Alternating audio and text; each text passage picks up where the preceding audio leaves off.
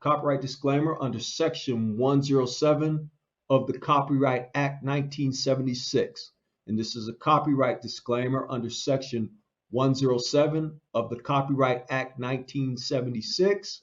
Allowance is made for fair use for purposes such as criticism, comments, news reporting, teaching, scholarship, and research.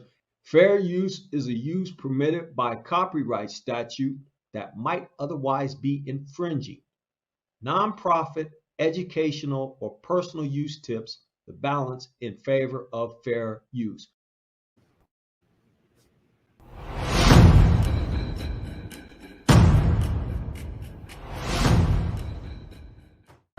Israel similarly breaches the binding resolutions of the United Nations Security Council, erroneously believing from the lack of countermeasures by the international community that it is exempt from having to respect international law. This institutionalized impunity has led Israel to engage in this genocide, which has shocked the conscience of humanity. Now, yesterday, in a massive development, the Hague-based International Criminal Court's chief prosecutor sought arrest warrants against Israel's Prime Minister Benjamin Netanyahu, Israel's defense minister, and Hamas leaders. It directly accused both sides of committing war crimes and crimes against humanity in Gaza and Israel. Netanyahu calling the charges against him absurd. What a travesty of justice. What a disgrace. And blasting the comparison to Hamas. The ICC has no jurisdiction over Israel. President Biden rallying to Israel's defense in blunt terms. What's happening is not genocide. We reject that. We will always stand with Israel. And when Netanyahu invokes Amalek, 1 Samuel 15:3, in the biblical text, and I speak as a Christian, I know the difference between those divine sanctioned genocidal commands. Kill every woman, kill every child in order to procure our end. He's invoked a number of times. October 28th, he's invoked Amalek. That's genocidal intent. Now, 3 judges at the ICC will decide whether to issue the arrest warrants and allow a case to proceed with this. Now, this process usually takes about 2 months. The threat of arrest could make it difficult for the Israeli leaders to travel abroad. Warrants, and if they do, then Netanyahu could face arrest in any of the nations that are party to the court. Guys, that does not include the U.S., but does include most of Europe. Israeli Prime Minister Benjamin Netanyahu has suffered another diplomatic setback, this time from Israel's second biggest weapons supplier. Germany says it will not defy the International Criminal Court's arrest order against Prime Minister Netanyahu and his defense minister Yoav Gallant. German Chancellor Olaf Scholz's office says that they will abide by international law. The statement has drawn a sharp response from Israel, calling it outrageous, while reasserting that Israel has the right to defend itself. Now, Germany has been a strong ally of Israel for years and has provided Israel with weapons worth billions over the last 2 decades.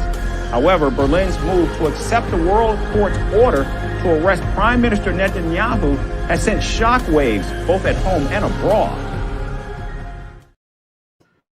Shabbat shalom, Zion. Shabbat shalom to my brother Najee, brother Banya out there somewhere, brother Cleo. Hope everybody's having a blessed Shabbat. Got a lot of stuff we got to cover today. A lot of subjects that pertain to not only our deliverance, but what's going on in the world. Like, we keep our ear close to the ground. We also keep our hands far up in the sky, man, making sure the Most High, or that we're listening to the Most High. So, brother Najee. Praise the Most High. Praise the Most High. Good to be with you and the fam on this Shabbat. Brother Cleo, Brother Banya out there. Perhaps Brother Banya will be joining us a little later. We're hoping that he will be able to join. But, you know, a big shalom to those brothers and shalom to all the fam out there. It's good to be with you, brothers and sisters today. Excuse me. So y'all looked at the intro, the clip that we played. You've seen a diplomat or a speaker of the South African government actually going to the ICJ, or the International Criminal was a court. No, I'm sorry, the ICJ, International Criminal Justice Court, I believe it is. Inside that court, every nation, according to the UN or the Geneva Convention, can bring their grievances against another nation specifically for war crimes. And South Africa is bringing a grievance, or at least highlighting the grievance of the so-called Ish people against the Palestinians. Now, why is this important? It's because recently the charges were brought not just from the ICC, which is the International Cricket Council, if I'm saying that right. The accusations were made not just against Netanyahu, but also he has some things that went down with Vladimir Putin. But in this situation regarding Netanyahu, a warrant has been issued. A warrant has been issued by the ICJ for his arrest. Now, what does this mean? Why is this important? Because actively right now, that would make a standing ruler, a standing prime minister of Israel, a fugitive. Now, there's some interesting developments. This happened on what, May 20th, brother? I believe it was May 20th. Yeah. If we fast forward 10 days later, we all know that Donald Trump was actually convicted by a court of his peers, not ours, but his peers. And that happened on May 30th. Now, these things are pretty symmetrical. They line up perfectly. So the two, you could say, most connected allies, their leaders, at least if Trump wins the presidential nod, I believe he is. I think most of them know that he is. If it doesn't, it more than likely be civil war. That you could have the two nations that the world is against actually convicted by a tribunal court of crimes, and would be the leading nations that's actually committing genocide against a nation that most of the world is seen to be, crying out for. Brother Najib? Yeah. Now, what I think is interesting in this is that, even though this warrant has been put out, and it's also been put out for the leader of Hamas, if I'm not mistaken, right off the top of my head, it has for Hamas too. Yeah, right. But what's interesting about it is that a lot of people in the media know, and this is kind of common knowledge, that these hold no weight. There's no one seeking to put cuffs on Netanyahu, once he steps foot on a certain, land or in a certain spot. No one's seeking to do that. We don't hear any reports of anything like this happening. So the significance that we're going to get out of this, that we're going to pull out of this, is definitely a significance that's most important. And why I say most important is that it's most important to us. Because as we know, this is all about us. It's all about the people of Israel. And then as we move further into the future, we're going to see more and more that all these disputes and all these nations against nations and all these nations destroying nations, and we're going to see more and more that this is all about the people of Israel. Now, though the ICJ and neither the ICC can actually they have the jurisdiction, in which that's what it was quoted in the video, that Netanyahu does not recognize the jurisdiction of the ICJ. But under normal circumstances, you have something called permanent members to the International Security Council. The 5 permanent members, I believe America, Russia, China, I believe France is one of them. And I can't remember the last, I think India. Those members, if they wanted to enforce, if say the ICJ and then the International Security Council wanted to enforce anything, those 5 permanent members, their military upon itself would go and enforce it. Now, obviously, they have veto power according to the measures and rules that if any one of the 5 permanent members veto any action against any country that has been convicted by the ICJ, no movement can be made. So obviously that's what happened with America. America is one of the permanent members, and obviously it vetoed any action towards Israel. Now, you have 15 total members, 10 of which can really do nothing. I believe that they re-elect who takes those seats every 10 years. But United States will obviously not go against Israel, particularly because they're pretty much joined at the hip. But what does this mean for us? Now, some time ago, me and my brother, we read an article. And if you look at our situation here, we've gone out on the street corners. We've said it in the households. We've said it amongst each other that we are the people of the book.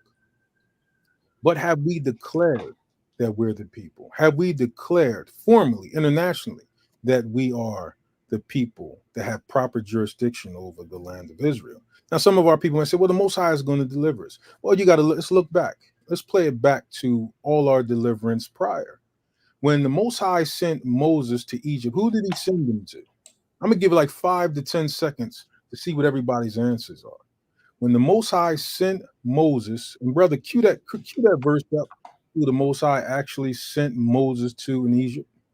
Who did the Most High send Moses to?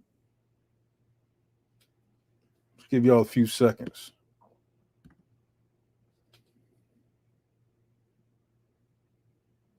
Now, brother, when you grab that verse, let me know. The Most High. All right, grabbing it right now, bro. The Most High sent Moses to Pharaoh. His direct words in Exodus 3rd chapter was to send Moses to Pharaoh. Pharaoh is the equivalent of Netanyahu being prime minister, Biden, Trump being president, or any other leader of a land who has control of its economics, its military, its overall infrastructure. So when we say that we're the Israelites, when we say that we're the true people of the book, it's somewhat not contendent internationally. You got to remember, all the nations conspired with one consent. Every nation that desires to be a nation or recognized as a nation declares itself to the UN, which is the whole conglomerate of all the nations, or at least to represent all the nations who recognize the statehood and sovereignty of other nations. The Bible says, can a nation be born in one day? It only takes one day for us to formally say that we're the Israelites. Go ahead, grab that verse up, brother. Read that, please.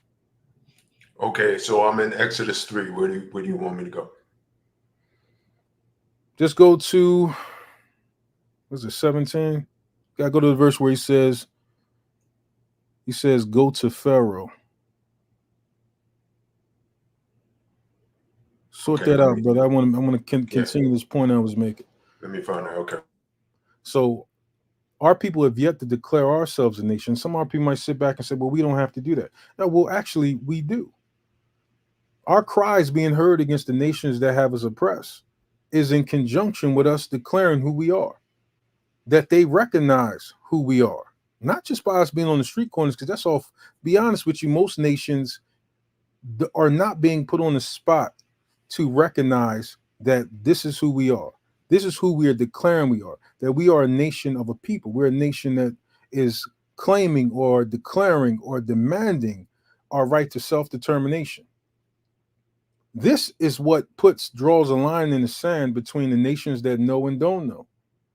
This is the measure that puts a line in the sand between the nations that stand between us and the inheritance that belongs to us.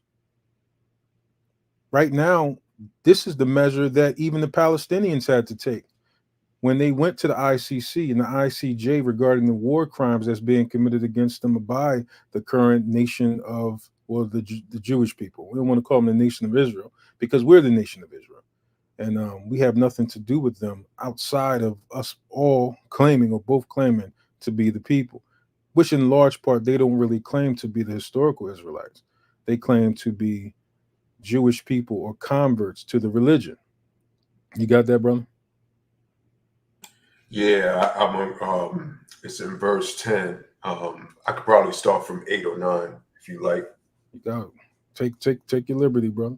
All right. So I'm gonna start. Actually, I'm gonna start from 7. How about that? 7 to 10. And the Most High said, I have indeed seen the misery of my people in Egypt. I have heard them crying out because of their slave drivers, and I am concerned about their suffering.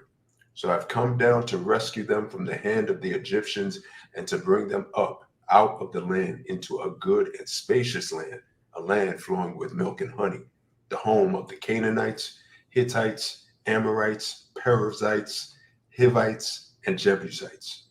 And now the cry of Israel has reached me, and I have seen the way the Egyptians are oppressing them. So now go, I am sending you to Pharaoh to bring my people, the Israelites, out of Egypt. Masha was sent to Pharaoh. We go to the book of Nehemiah. We know Nehemiah was the king's cupbearer. In every situation, our people had to deal with the leaders of state that had to recognize who we were and what our rights were. You got to remember the decree that was set up by Cyrus for the Israelite nation. He had full knowledge who we were and set out the decree from which his son Darius actually enforced during the time of Nehemiah. These are the things that we have not done as a nation. And there's no reason whatsoever that we should not take those measures. Why shouldn't we take those measures formally? That war crimes have been committed against us, that genocide has been committed against us, that slavery has been committed against us, social injustice, being miseducated, being disenfranchised, being separated from our heritage, not being reimbursed to the loss of life, loss of culture, loss of heritage. Why is it that we have not thought to do these things, or have we thought to do these things? Has it been done before, or at least attempted? Yo, brother, grab up that cue that work from Winston Churchill.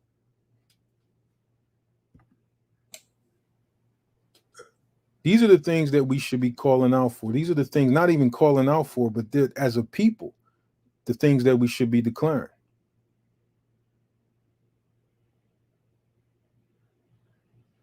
These are the things we long should have done.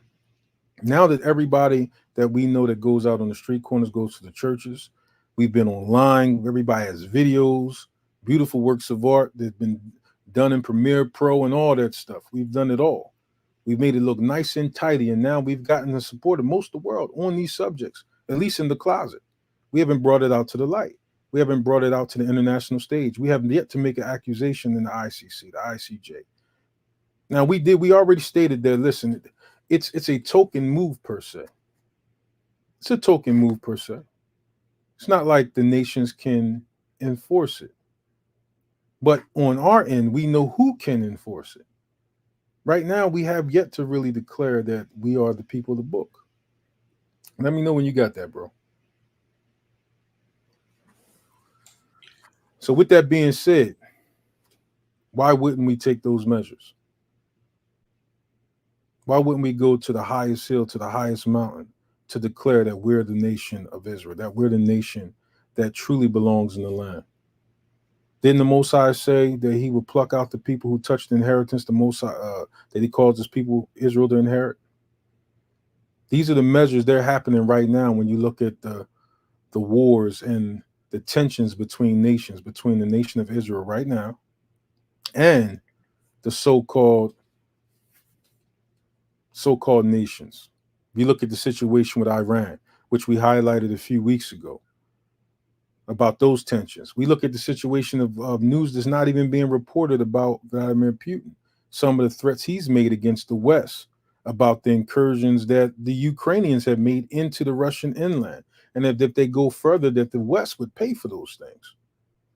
Nobody's talking about the stock market, the economy, that just recently stocks were plummeting until the feds came along and said that the stock market is going good, that the economy is doing good. The cost of inflation or inflationary prices have not affected the economy. The economy is in good hands.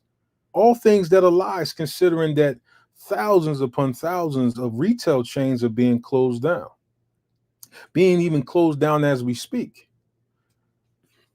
Matter of fact, I'm gonna queue up a quick video real quick just to look at some of that, but checking out the stock market, checking out the economy, all these things are happening according to how Revelation spoke about it.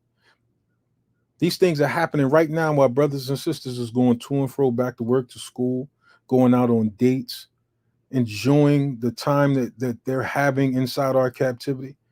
Sleep almost to the ills that are actually happening beyond those waters, beyond America. Our people are not recognizing the things that are happening in the present moment.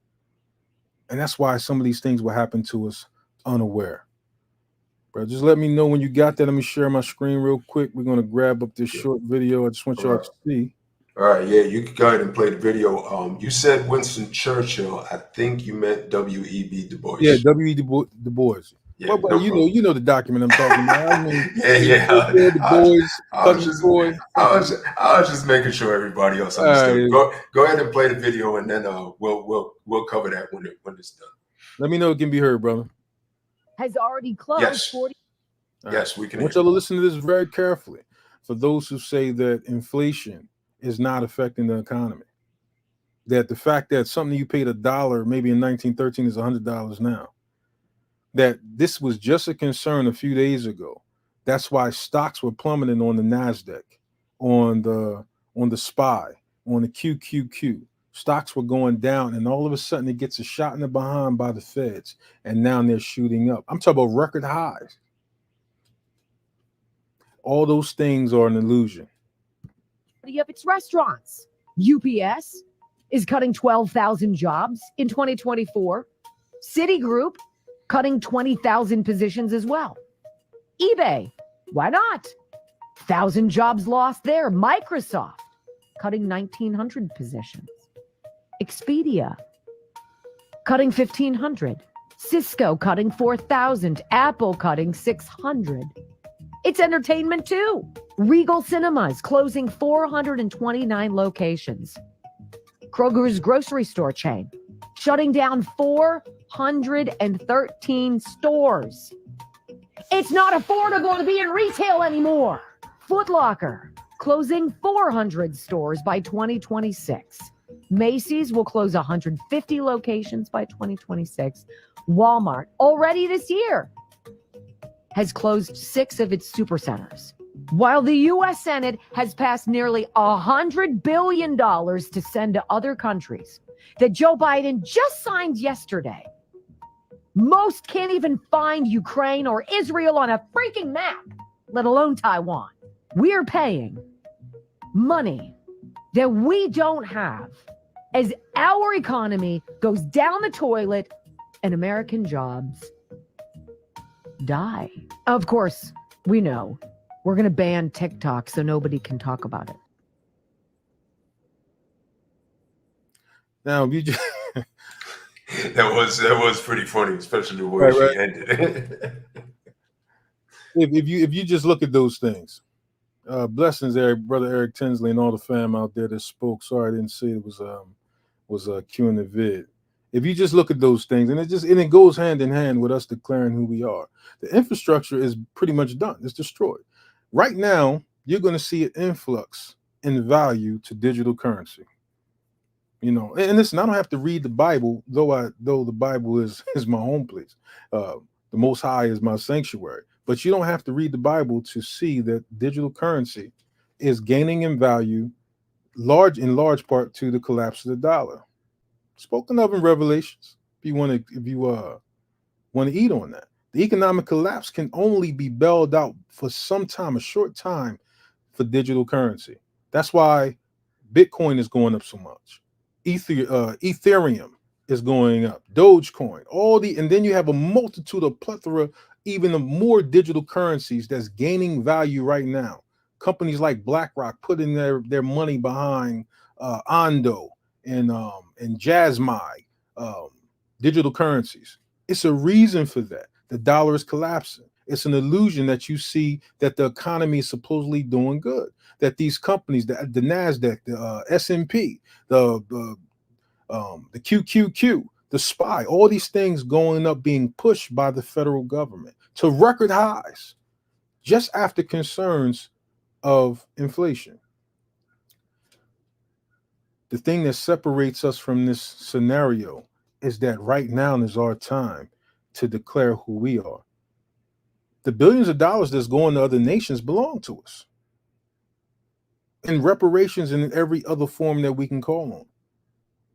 The 400-year prophecy, the 400 years is up.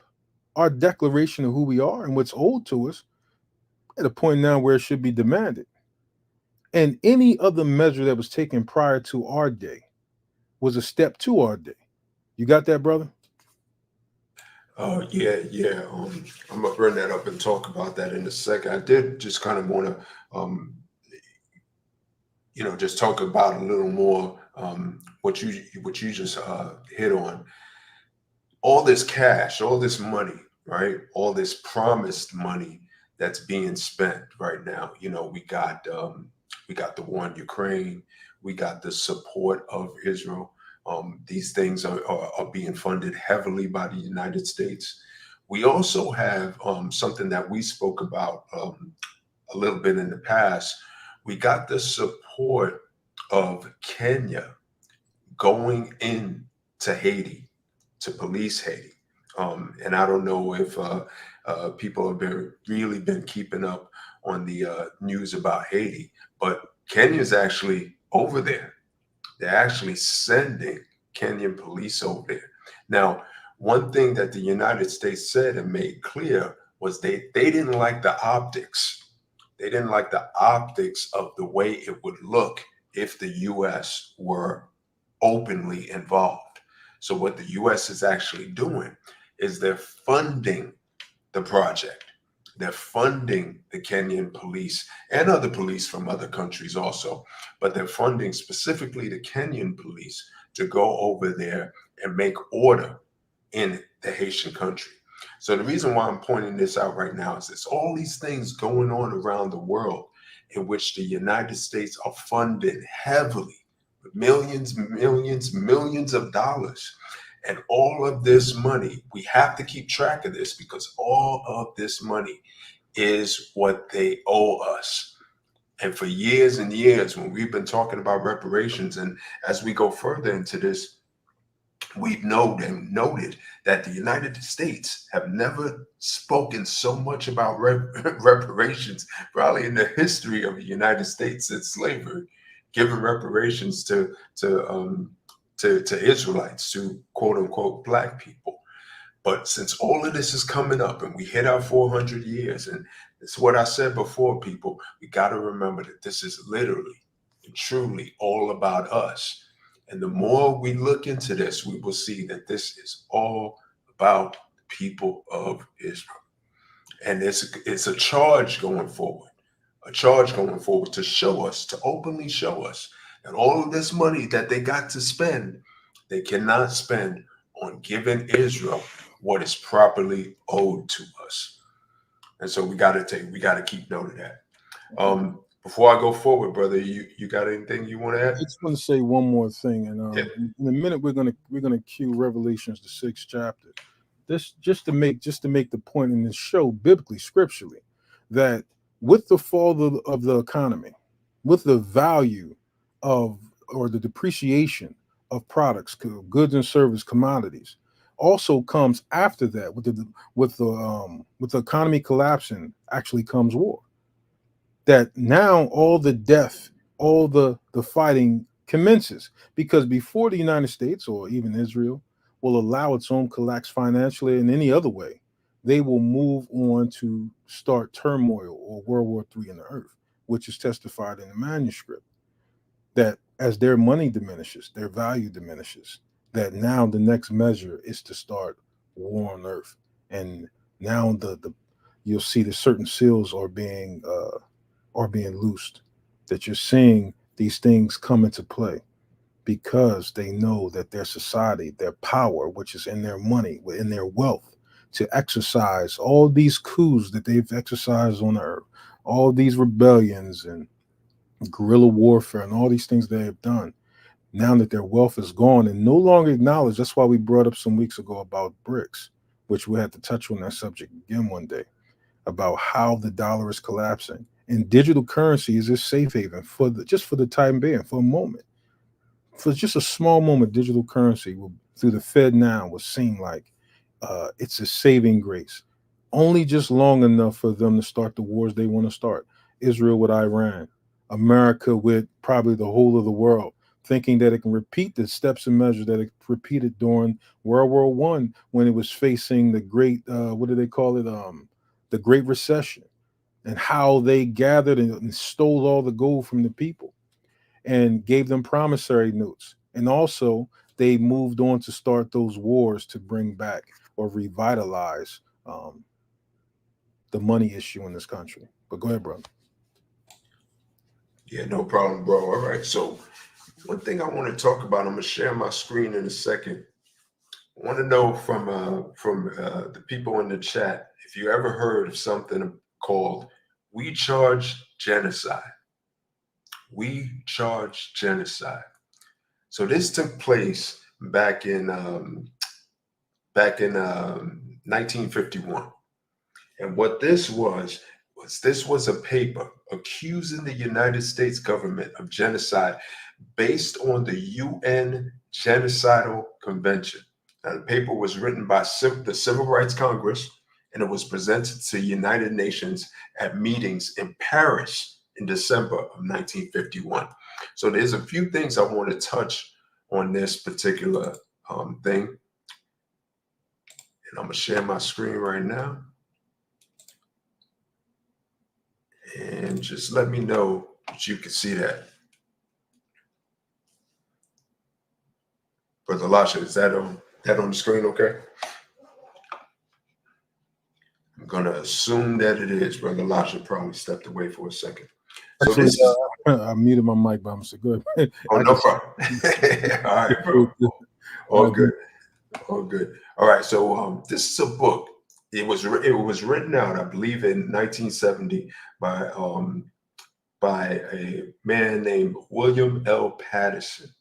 And this is a book describing what was actually charged of the UN, the people who did it, and all the things that it charged. So I'm going to go over, we're going to look at, I know sometimes I got to stop presenting and go back in so that you guys can see that I turned the page. So give me 1 second. Sorry about this, fam. When you go to present, brother, go to present or share entire screen. And when you share the entire screen, it'll actually flow with wherever you're going compared to picking on an isolated window. So do that one, unless you got an old girlfriend as a screensaver, you know what people see that. You know? Yeah, man, we can't let everybody see that, bro. All right, so instead of just doing the window, do Chrome tab. Now, actually, when you go in there, just go to when you go to the present and you go to share screen, go to the far right and select entire screen, and that'll allow you to flow through the different windows if you want to do that without having to close one out. Now, the Chrome tab is the one where you got to close everything out. Gotcha. Okay, so I went all the way to the edge, so this should be able to kind of flow back and forth from where I was. Okay, you're right. I can see it changing. All right, perfect. Thank you, bro. All right, so this is inside the book that was actually written. All right, now I just want to go through some key points here. I'm just going to scroll down and just read you part of the opening statement. All right.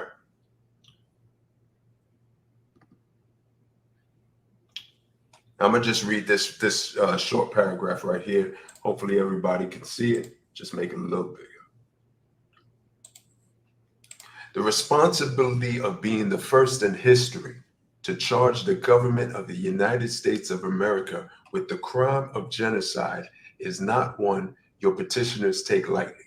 The responsibility is particularly grave when citizens must charge their own government with mass murder of its own nationals, with institutionalized oppression and persistent slaughter of the Negro people in the United States on the basis of race, a crime abhorred by mankind and prohibited by the conscience of the world, and is expressed in the Convention on the Prevention and Punishment of the Crime of Genocide adopted by the General Assembly of the United States on December 9th, 1948.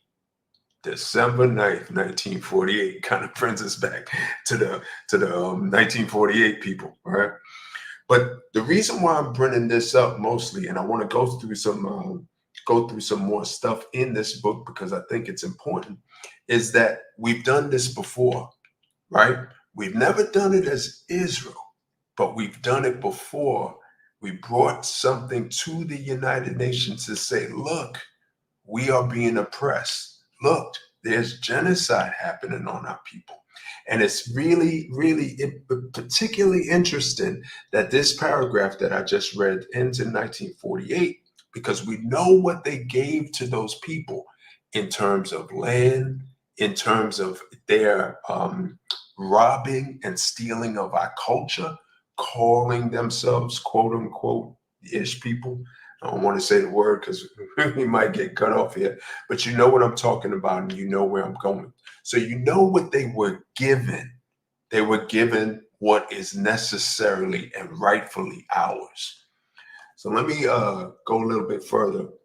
I'll just go up to the index here because it's quicker to click on, right?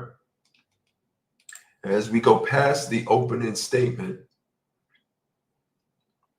I just want to show you some of the things that this book covers, right? Killing members of a group. Your petitioners will prove that the crime of which we complain is in fact genocide within the terms and meanings of the United Nations Convention providing for the prevention and punishment of this crime. We shall submit evidence tragically voluminous, of acts committed with intent to destroy in whole or in part a national, ethical, racial, or religious group as such. In this case, the 15 million Negro people of the United States.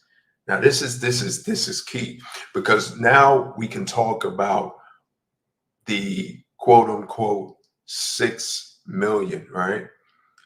6 million people that were destroyed, right? And I'm going to use the word destroyed in another land, not even in the United States, that we are constantly prompted to take note of.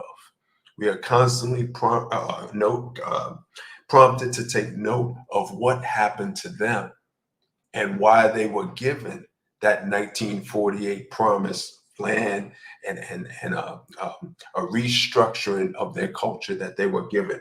Something that is ours, that we were never promised, that we even went to the United Nations to grieve for, and still not given what we're promised. But let me make this small comment. And we're actually going to queue some video up on the exact point that the brother just made regarding the situation that's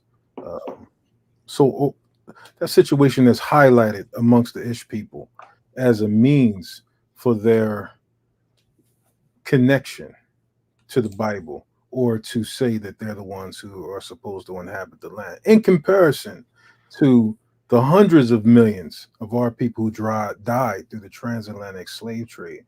And just to make this quick connection is that I believe that the Jewish people, they cite Ezekiel, I believe the 22nd chapter, around the 20th verse, regarding going into furnaces of iron, and the Most High saying, I shall melt my people, or melt them. And we know at the Siege of Jerusalem, things like that did happen. And it directly references the Siege at Jerusalem. Not just the first one with Nebuchadnezzar, but also the one that later on happened when the Romans sacked Jerusalem. But when it talks about the iron furnace, that is particularly a reference to our slavery, when the Most High brings up that notion, which you see in Deuteronomy to the 20th chapter, that the iron furnace, or that references to being burned, is actually in the servitude that he will put us in comparison to try to connect it to something else that happened to a people in the 1930s as a means to say, okay, we're the people who fits Ezekiel, the 22nd chapter. You understand what I'm saying, brother? Yeah, bro. Right. So you go precept upon precept. The iron furnace is a representation to our slavery. And in those historical events where we were dealing with the burning of Jerusalem and our people actually being burnt in those situations, those two connecting factors is talking about the biblical people and not a situation that we'll say has been said to have happened later. Go ahead, bro. Good point, bro. Good point. So I just read the first paragraph of the killing members of the group, which was brought in. Let's go to another one. Economic genocide. Just going to read this first paragraph. We shall offer proof of economic genocide, or in the words of the convention, proof of, quote, deliberately inflicting on the group conditions of life calculated to bring about its destruction in whole or in part. Now, end quote. Now, I could just stop right there for a second, because that is one of the key things, right? We talk about the genocide of people, like straight up killing of people. Many people will say that's what's happening to the Palestinian people in Gaza right now. Many will say that. But there are other ways to commit genocide. And I like the title here, economic genocide, because it shows deliberate intent to do harm outside of just basically opening fire on a group of people, or putting people on slave ships, if it will, knowing that many of them will not survive in the journey, that kind of thing.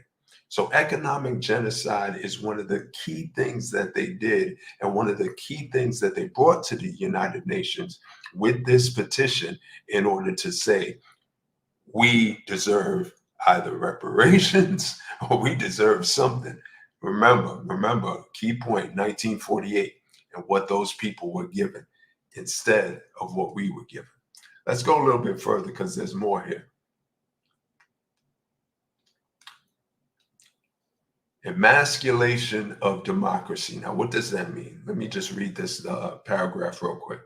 We shall show more particularly how killing members of the group in violation of Article 2 of the Genocide Convention has been used to prevent the Negro people from voting in huge and decisive areas of the United States in which they are the preponderant, had to get that word out, preponderant population, thus dividing the whole American people, emasculating mass movements for democracy, and securing the grip of predatory reaction on the federal, state, country, and city governments. Now, I'm gonna just stop right there. Now, there's another way that you commit genocide on the people, or you oppress a people, and that is with not giving them rights, or telling them that you don't have this right because, right? And when we try to exercise the right, let's just say to vote, and let's forget for a second today's world, in which most of us, I assume, can speak for myself here, I wouldn't vote even if they paid me right now, because I know it does and means absolutely nothing. Certainly means nothing for our people. But Brother Lasha, you wanted to say something? Oh no, I was going to wait till you were done. But when you get it after this part right here, can you grab that part up where it talks about the hurdles that were put in place over I believe W.E. Du Bois, when he tried to file the fake paperwork, all those measures, when the United States actually denied the wrongdoings of the 400 years of slavery, the economic injustice, the denial of voting rights, to any amount of self-determination and sovereignty. Remember, it was a certain portion within that document that talked about that. And that's a good point, bro. Let me just go right there right now. Give me 1 second to pull that up. Right, because it's actually challenged. They actually, when this document was filed, when W.E. Du Bois went to file through the Genocide Convention about the situation that our people are facing, America actually disputed that we had been treated to the degree that we've been treated in this nation. Also, just to dispute that we went through the things that we went through. Now, and this is actually preposterous when you think about it, that they would deny, but they actually did. They denied that we were being murdered. They denied our economic struggles. They denied our educational struggles. And they went through great lengths to try to prevent W.E.B. Du Bois from filing the paperwork, which ultimately didn't make it to this destination. Sound real similar to another situation that we highlighted with the Haitian president when he moved to have reparations filed for Haiti. A mere $20 billion? I believe it was 20 billion he filed for Haiti to rebuild its infrastructure from the French government, and the United States set in coups to destroy that situation, ultimately where he ended up getting expelled from Haiti or had to flee Haiti. And that situation never materialized. Well, the same thing happened here. See, these things, if they had happened, if they had gone through, then our economic condition would change here today. Just imagine if we were recognized as the Jews. Just think about this. We highlighted another document where we showed to prove that since 1948, America has given $314 billion in foreign aid to the modern state of Israel. $314 billion. In the history of our people in America, our people have never, in a separate fashion, as a sovereign people, been given $314 billion. Hell, we haven't been given $1 billion. We've never had the money to properly say that we can or cannot build our own infrastructure. Now, how is it that we can't do these things when every great societal advancement has come from our people through antiquity? How is it all of a sudden you go to the kingdoms of Timbuktu and the cities of gold has been given great renown, and all the things that we've done, even in the short stint inside Tulsa, Oklahoma, that we built a thriving society, all of a sudden now we can't use any amount of money to produce the same effect. We have no ability to sustain ourselves. And they have, half retarded behind men like Jesse Lee Peterson coming on talking about the white people got to lead us. If and all, that man is not Clone Tyrone. These things are being said as if our people doesn't have the ability. So what? What if we wanted to go out and buy all Lexuses and Beamers? Why is that even an argument? Why is that even a talking point? So you got to think to yourself, just imagine if we had those economic powers or those economic finances to be able to build ourselves up, considering that we were more unified when we moved for these measures. Imagine if those monies rightfully came to the real biblical Israelites back in 1948, $314 billion since then. Countless other monies that went to the current state of Israel through the church, religious organizations, the Red Cross, and all the donations they get that probably would number, I'm not only going to say probably, but would be in the trillions if we had those monies coming to us to rebuild what was stolen. You have some people that say that we're not in slavery right now. I've heard, I think Ted Kennedy, or it was another one particular guy, I can't remember his name, but he's like a Christian apologist. And he said, well, black people aren't in slavery right now. This is the end to that argument. What's my name? Anytime my name is not attached to who it was in antiquity and my right to nobility, the argument is shut down. Anytime your last name is Johnson or Robinson or any of these names, the argument is shut down whether you're still in slavery because you're still named by him. So how can these arguments, and that's the equivalent of what we're about to show in this document, that they still deny that we are suffering the effects of the current condition we have. If you got that, brother, I'm sorry, I didn't mean to go on slow. Yeah, no, that's good. And great points. So it's written here, and I can see that everybody can see that now. Thanks for that pointer, bro. Now I know how to do this. Could just add everything in here. I'm gonna make it a little bit bigger so we can see it. Now, this is just a Wikipedia page, but I'm gonna just scroll down. And I just want to point out real quick, this is W.E.B. Du Bois. I don't know why our brother said Winston Churchill earlier. But anyway, I'm gonna go down to the delivery section. I'm gonna just read this real quick. Now, before you try to throw that shot out there, I'm gonna say why. Winston Churchill. because a lot of Negroites are still acting like they on Churchill. So that's why I said that. You know, we can't separate from Churchill that have us disenfranchised. So I kind of got thrown off by the name. And that's a good point of where we are right now. Because look, the section where I just went to, right now, this shows all the names, or I guess the prominent names of all the people, and W.B. Du Bois was probably the most prominent that signed this document, right? And if we go through them real quick, you can just see the names, mostly what they would call Negro people. But look. Now this is a communist, activist, right?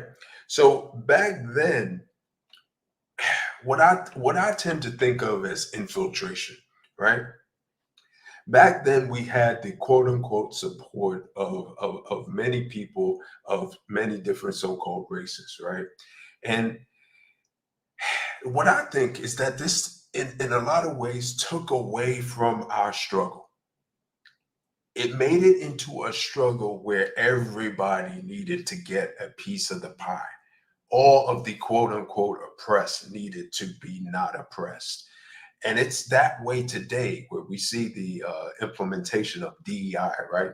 Diversity, equity, and inclusion, right? It's all about everyone else.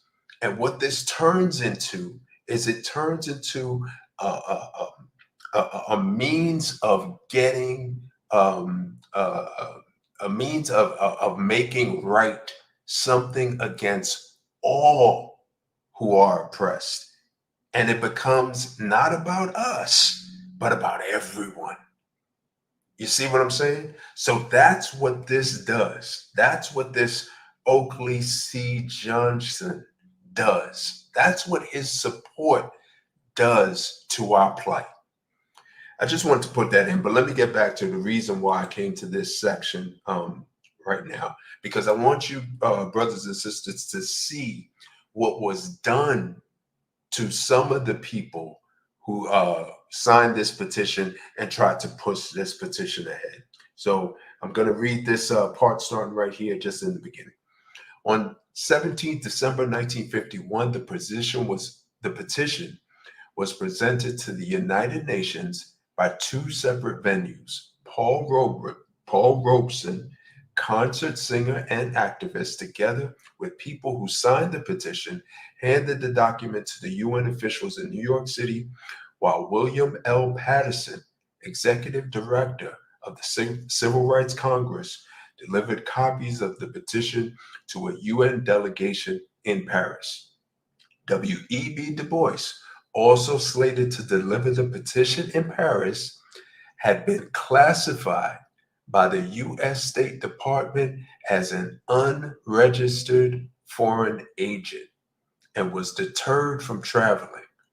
Du Bois had previously had an expensive legal battle against the Justice Department. Now you can see they were already putting a stop on Du Bois, but let me go a little bit further.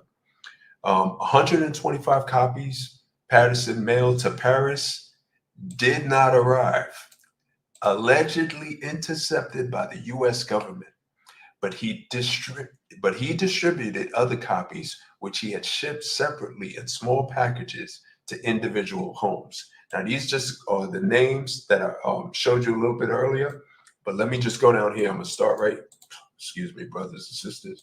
Let me correct that. I'm going to start right here, okay?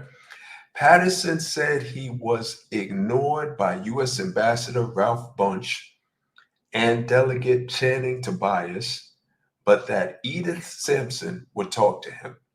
Patterson was ordered to surrender his passport at the United States Embassy in France. When he refused, U.S. agents said they would seize it at his hotel room.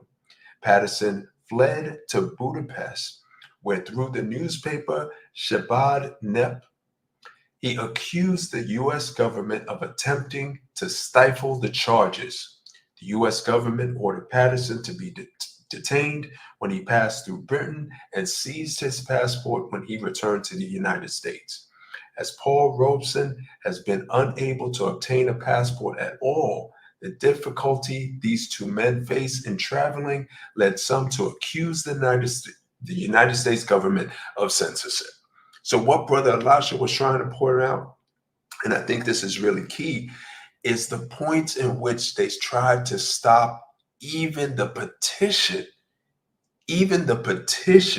from being seen by the whole world. So the petition never really took bite. It never really gained its teeth in the fight for us to get reparations and to charge the United States with genocide, because they made every attempt to stop it whenever they could. Brother Elisha, you got something to say to that before I head back to this book? No, look, absolutely. Now, the fact that they denied their sin, the fact that they denied the impact that they made on our people through the 400 years we've been here, denied every part of that process, and then went forth to deny W.E.B. Du Bois to even file the document. What does that tell you? What if that tell you that to a token court, these things are likely being given to? Why would they go through the measures to deny those things? Why would they go through the measures to stop them from even filing those papers? Because sometimes there's great value in the court of public opinion. And we're talking about, in this context, the world's opinion, that these things be put out there. That conviction alone is great. That conviction alone, even prophetically, will be Israel separating itself from this nation. That'll be the part where we talk about deliver thyself, O Zion. We have to take these measures because those measures actually matter. So nation be born in one day. Shall we declare our nation? Because that's the one thing we haven't done. Why haven't we done it?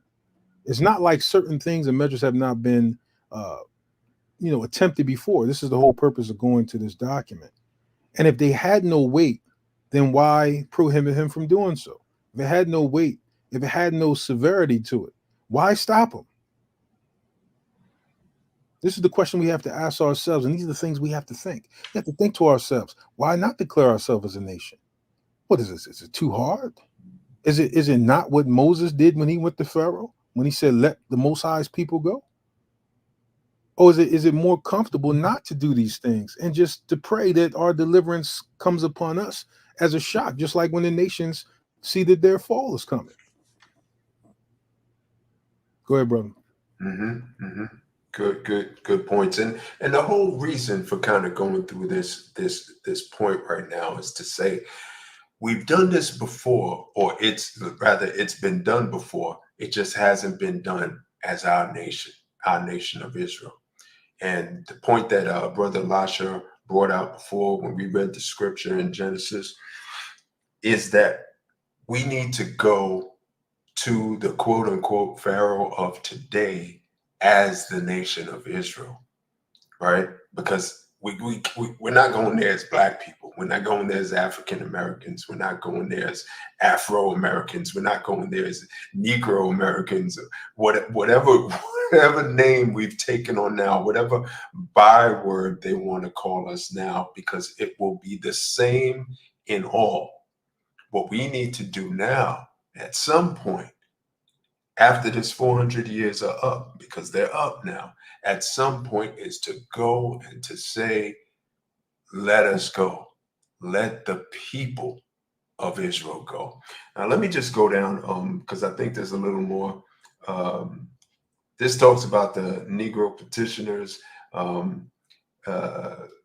about the humanity denied and mocked, and it goes on. I'm going to actually copy this and put it in the chat for you brothers and sisters to kind of go check out when you have a chance. But the reason I wanted to bring that out is that it's something that's really, it's not talked about a lot, that we declare genocide, or it's not talked about a lot in our history. We don't hear this in our history because, as Brother Elisha had pointed out to me a while back when we were talking, anybody can bring a charge to the United Nations. Anybody can do it. This is not something that is restricted to nations only or groups only. Anybody can actually bring a charge. And I think the more people we have and the more people that believe in the plight, the more power we have. And when you go to, a place like the United Nations as one person, as 5 people, as even 10 or even 50, they are quick to shut you down, right? They're quick to hide you. We saw what they did even to, powerhouses like W.E.B. Du Bois in the past. But when we go as a full nation, and when I say full nation, I mean we come together as a full nation. We got to put these things about the problems that we have with the camps aside, and all that stuff. We got to do that. We got to do that at some point eventually. But what a glorious thing it would be to gather together as people who have discovered that they are Israel and take our plight to the world stage, the United Nations, the Pharaoh of today, and say, let us go, so that we can serve the Most High. I'm gonna, like I said, I'm gonna put this in the chat right now. For you brothers and sisters to take a look when you have a chance. And Brother Lasha, you want to go ahead and show that video now, unless you have something else to add here? Yeah, we actually got a couple things. I actually want to show a clip from a video we did way back in 19. Well, I'm about to say 19. Actually, I believe it was 2014, where we actually said this in front of the White House. So let me go on and share that real quick. Let me know if you can hear it. Let me see if I could just make sure I get everything queued. There we go. Let me see. Are y'all seeing this video? I can see the video. Let me play it a little bit so I can tell you if we can hear it. Yep, we hear it. Yep. All right. So are you seeing it full screen? Let me just make sure it's full screen. I can't. Yeah, not seeing it full screen now. All right. Let me amp him up. 1 second. I just want you to hear the words. So it's not like these people are not afraid of these things. And this is one of why my other channel kind of got blasted. So we're just going to take a portion. I can't really do the whole thing. So just listen to this real quick. This is the Hebrew Israelite flag, the real flag. If you're not striving for the truth, the Most High is not fighting for you. Once we go back to it again, if we're going to put a people in the land and set them up as a state, you tell me, if the black man in America is the real so-called Jew, the real Israelite, and a country wanted to establish that nation as the blessed people, would it not matter if the so-called African-American man in 1948 was taken back to his home? Would it not matter if the black African-American man was given reparations for the 400 years of slavery and murder? Would it not matter for the condition that we suffer today if we were restored to our land, given our own economy, set up as our true nation, that we had a seat at the UN if we wanted such? Would that not change our condition? Is not the Jewish man the richest man on the earth right now? Does he not have his own military might and country? If the African-American man during the League of Nations in 1948 was given back his heritage, his land, would it not change his condition that he suffers in America today? Will he not be on the street corners? Will he not be on the street corners of America, selling drugs, being murdered, thrown in prison? If the truth mattered, the blessings that you send to Israel would go to the so-called African-American man. The true anti-Semitism is to call anybody a nigger. The true anti-Semitism is to call any black man a black man or African-American man. So I'm gonna leave it. I'm gonna leave it right there. Brother, could you hear that good? Yep, that came through loud and clear, bro. The true anti-Semitism is to call us all the things and to put the devices in play that have been put in play against us. That's the true anti-Semitism.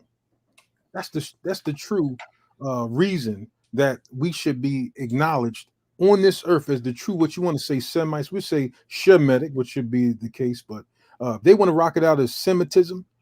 If you want to go into the anti-Semitism bill, if you want to look at the things that we said over almost 10 years ago in front of the White House, regarding these same subjects, basically foretelling the situation that we're having right now. And I want to cue another video up. I'm gonna cue something up so we can take a look at that little bit of the timeline regarding these things that are happening. But I don't know if everybody's aware, but the U.S. House passed a bill. Now, right now, I believe it goes to who? This is it. Congress is the Senate seat. Is up for the Senate now. I believe it's called the U.S. because it is an anti-Semitism bill. And I want to read something from that real quick. So I'm going to share my screen just to highlight certain parts of it. Brother, did you want to say anything while I do that? No, I just wanted to point out for those of you brothers and sisters who don't know, that video you just saw, that was Brother Elisha in front of the White House. Many years ago, before I got thrown in prison. Yep. When I still had black hair. All right, let's see. Yeah. Let's see. Which one am I looking for? Here we go. Just wanted us to take a quick look at this document real quick. And it says, what is the definition of the IHRA's working definition of anti-Semitism? Is a certain perception of Jews, which may be expressed as hatred towards Jews. Rhetorical, physical manifestations of anti-Semitism are directed towards Jewish or non-Jewish individuals and or their property, towards Jewish community institutions and religious facilities. This is supposed to be the working definition that is broad and it can encompass almost anything. It means that almost anybody can claim anti-Semitism, even non-so-called Semites. Oddly enough, we know that this working definition is only for white people or white Europeans who operate under the religion of being Jewish.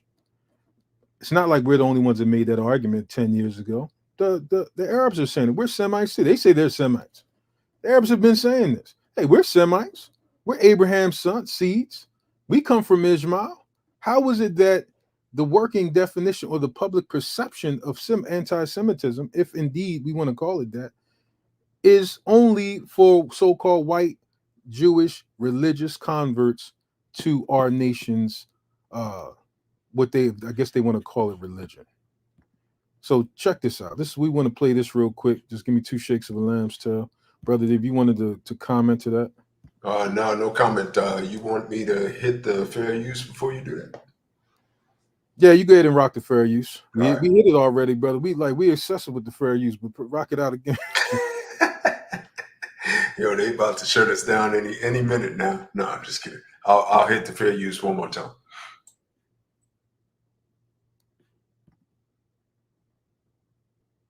Copyright disclaimer under Section 107 of the Copyright Act 1976. And this is a copyright disclaimer under Section 107 of the Copyright Act 1976. Allowance is made for fair use for purposes such as criticism, comments, news reporting, teaching, scholarship, and research. Fair use is a use permitted by copyright statute that might otherwise be infringing. Nonprofit, educational, or personal use tips the balance in favor of fair use. All right, so I'm gonna cue this video. We're gonna take some pauses in it just to address some things. So let me grab it up real quick. Hopefully I grab the right video because I have so much stuff on this computer that I don't know where this thing is going sometimes. All right, let's see, make sure this is the right one. Give me 2 shakes. I think this is it. Because we want to talk about anti-Semitism and where it actually really applies. You know, when you look at it, and I didn't want to actually cue in any of these so-called rap videos and just to show the progress or the evolution of the rap industry and how not just with the news that has a tendency to show, which is a fear of so-called white people, to show white suburban neighborhoods crime being committed by black people in those neighborhoods. It's highlighted by the news a lot of times when you look at your local news. So we want to kind of look at these things for what they are. So let me cue this video. And we'll talk about the real anti-Semitism. And when we talk about those videos, the video vixens, we look at all these things. It's be real about it. A lot of, if you look at the guy called, I think his name was Lloyd Cohen or Lord Cohen, he's one of the record executives that pushed a lot of so-called music on our people. And there's a number other of executives who own these record studios that push this narrative. They pay our people to talk about murdering each other, sexual things, drugs, violence. They pay our people to do that. Now, is that not anti-Semitism? I'm talking about in the most extreme fashion. Is that not anti-Semitism, where another group of people pays another group of people to destroy themselves through media and video and song? What nation does that outside of the nations that perpetrate the so-called rap industry on us, the video vixens on us, the rape, robbery, and murder? What other nation on this earth pays their people to destroy itself through the public eye? So let me just open this up.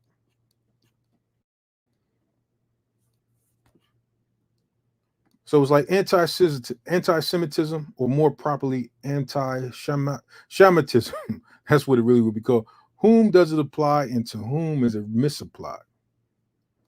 Like we have to ask that question. Who is it applied and who is it misapplied? If we just look at the broad definition of the words, whom actually is anti-Semitism being shown against? Now, Semitic, brother, you mind reading that definition of being Semitic? Perfect. Relating to or denoting a family of languages that includes Hebrew, Arabic, and Aramaic, and certainly ancient languages such as Phoenician and Akkadian. There you go. Thank you, bro. Constituting the main subgroup of the Afro-Asiatic family. Now, we also say relating to the peoples whom speak Semitic languages, especially Hebrew, Arabic. Now, in that other definition, relating to people who speak, as we know, you got Duolingo, you can learn any language that you want to. So we know that being Semitic is loosely connected to those who speak a language, just like anybody else who is what do they call it when you can speak multiple languages? Just say multi-language person. Bilingual. Yeah. Anybody that's bilingual actually would not put that person within the group of a nation of people. So when we see it says the Afro-Asiatic family, that's a very distinct group, and that doesn't even include all black people, because a lot of black tribes, and we made this argument for years, are not Asiatic Afro families. And the fact that some African tribes can't grow beards. Genetically, they are not us. Some Africans cannot have the certain like muscle density that we have. They're not as athletic as us. Some of them can't even grow an afro. Some so-called black nations out there. So we know distinctly that in the definition of Semitic, that we are chiefly the ones it's talking about. Then we'll look at the definition of anti-Semitic. Now, anti-Semitic is actually completely different from the definition of being Semitic. Brother, you read that, please? Hostile to or prejudiced against Jewish people. I'm sorry, that's just really funny right off the bat. Anti-Semitic remarks were posted on the site. And that's an example of the definition.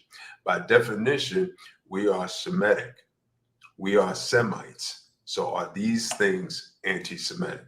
So how is it that the definition of Semitic is like a gargantuan leap in difference from anti-Semitic? Hostile or a prejudice against Jewish people. Now, we know in the public eye, Jewish people is the so-called Ish people. That's who's identified as the Jewish people. And the thing is, by definition, anything with an Ish at the end would actually take away the validity of that particular nation being kind of something. But the law being passed that's about to reach the Senate will almost make it illegal to say anything about the Jewish nation, Zionism, their right to have a land. Now, mind you, we're saying that these things apply to us. We're saying that we need to go on the offensive that anti-Semitism is talking about us. Everything that is being attached to us, not giving us reparations, is anti-Semitism. Did you know that any nation or that didn't give the Jewish people reparations in some form can't get government contracts in America? Why is it not the same when it comes to institutions of slavery? Why have they not been denied governmental funding? Why is these terms anti-Semitic being applied to people who are actually not Israelites according to the descendants of Abraham, Isaac, and Jacob, the three? How's it that they have all the perks and the money and the renown that belongs to us, and we have none of it? How can all these institutions that they profit off us be put against our people, and we benefit from none of it at all, but a people whom they bless, and they curse the real Israelites. They curse the real people who should be using these definitions or terms as anti-Semitic. Anytime we see a video where a brother is shooting another brother, we say that's anti-Semitic. What videos is out there where Jewish people shoot other Jewish people? What videos out there where Jewish people are singing or rapping against the ghettos that were supposedly inside Nazi Germany, or anything else? Where's those videos at? Why is it always a preponderance or a great degree of videos and media showing our people doing things that degrade our people? We're saying that all these things are anti-Semitic against our people, that the true definition of it will apply to us and all the institutions that go against us. We should hijack slave ships. You went to Nazi Germany on slave ships? We came from Nazi Germany. Was that slavery? Some of my grandparents from Germany. Was that slavery? That was genocide. Genocide, slavery. Let me give you an example. It's not really my profession. Well, 100 million so-called African Americans died through the transatlantic slave trade. Is that genocide? Well, it's terrible. That's terrible. Huh? We all know about that. Thank God that it's much better now than it was. No, it's not much better. Not at all. No, because we're still in slavery. Now, when we were in front of the White House, this is just a clip from the video. When being posed with bringing up genocide against the Ish people, we posed that what about the 100 million people or hundreds of millions of people, for those who are getting touchy about just saying 100 million. The man couldn't say anything. That the hundreds of millions definitely trump any number that's being thrown out by any nation regarding the death toll of what happened to a people. Let's continue.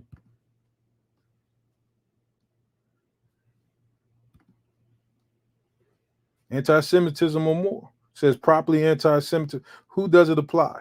And to whom is it misapplied? Whom is it misapplied? Guess I started off from the beginning, huh? All right, yeah, you kind of went very just forward the video. Right, we actually that's actually all we wanted to show on that. We wanted just to show that part is actually anti-Semitism. Matter of fact, I actually grabbed we grabbed a continuation to this part of the video, and I'm gonna grab up the other part. Okay. But the point is being made that everything that these Ish people have adopted as being anti-Semitic are terms. These terms apply to our people in greater value or greater measure. Brother Najib. Yeah, I just want to give it just a little clarity on something I kind of hit on a little bit before when I was talking about the We Charge Genocide petition that went out. And slave ships. You went to Nazi one Germany thing, on slave ships? We came from Nazi Germany. Was that 1 second, brother. Just gotta take the video down. No problem, man. No problem. If I can figure out how to stop to change the video. Let me go ahead and do this. All right. Go ahead, brother. You got the mic.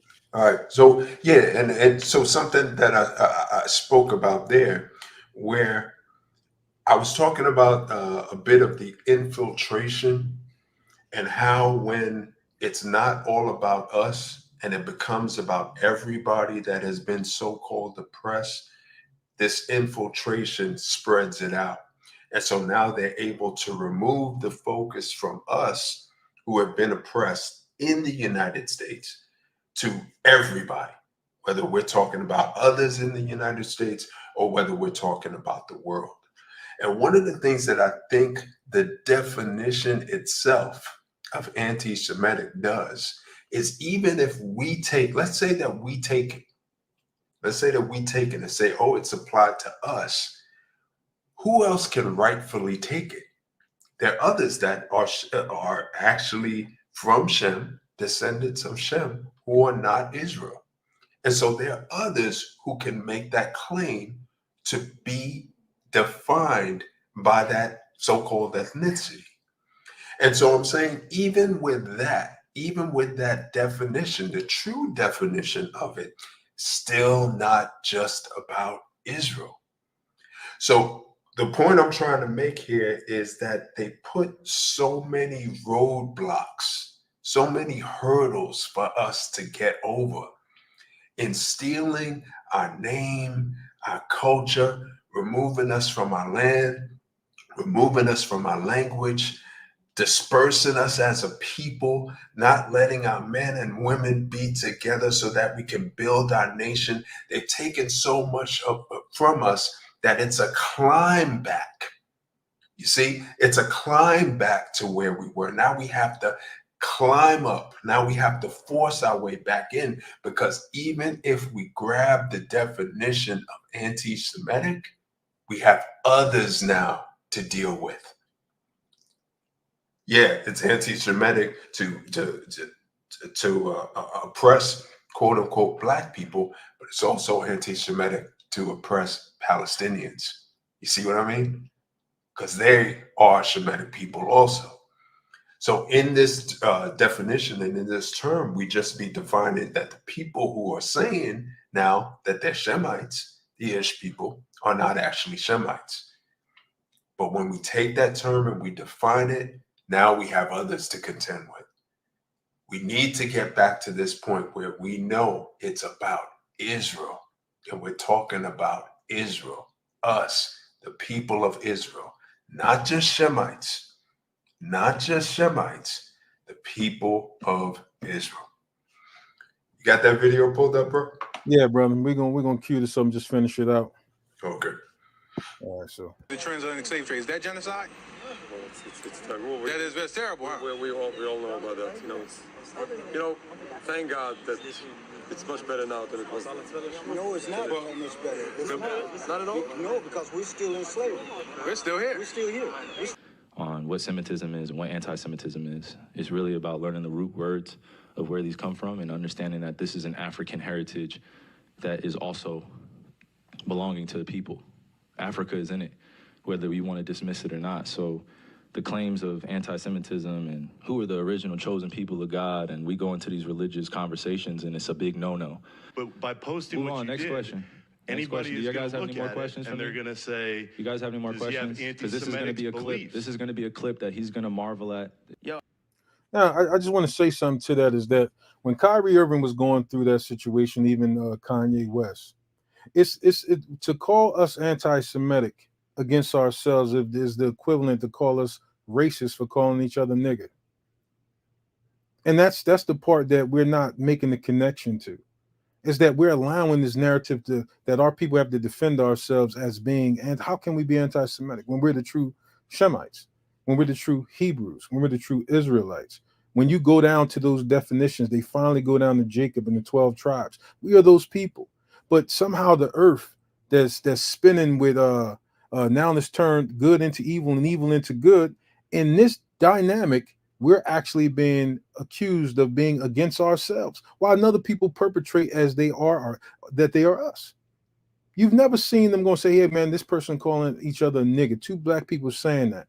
Nigga, dog, F, whatever we say against each other, as being racist against our people. But somehow we've let these people hijack something that don't even pertain to them and come at our people publicly and broadly. And then you have these what do they call them, infomercials, where they talk about anti-Semitism, not even putting the face that should belong there. None of these people do this for our plight, about what belongs to us, what was stolen from us, what we go through now. They got the nerve to put their self in our seat. They put themselves in Moshe's seat and say, hey man, the very people that afflicted the real Israelites are the ones who should reap the reward of being blessed by the Most High, or blessed by the nations, and getting back what actually belongs to them. So we let this stuff go on. I want to prove, first of all, I am Jew also. The 12 lost tribes of Hebrew. Do the math. Do your research on it. We have got our culture ripped from us. Even Kanye says he's a Jew. Kyrie said he was a Jew. These things, when they were suffering these things, that we watch society, we even watch black pundits like on First Take come at them. We watch Charles Barkley, we watch all our people come at them as if it was possible for us to be anti-Semitic or Shemitic against ourselves. How can we let them take a working definition that applies to us and apply to somebody else? What happens when one day, if they wanted to, that so-called white people will be calling us racist because they get to call each other nigga, and now we don't fall into that category. Not that we should ever call each other that. But you got to see, this is Bizarro world. This is like the Superman where Bizarro Superman lives at. He lived in a whole society where evil was good. Now it seems like they're making it cool to be drinking lean and syrup and this is the most dangerous thing that's facing our society. So why sign an artist that would promote that? But I have to. I can't give up on people. But I'm saying that's hypocritical, though. You're saying it's opportunistic. Yeah. I got people to feed. I got a business to run.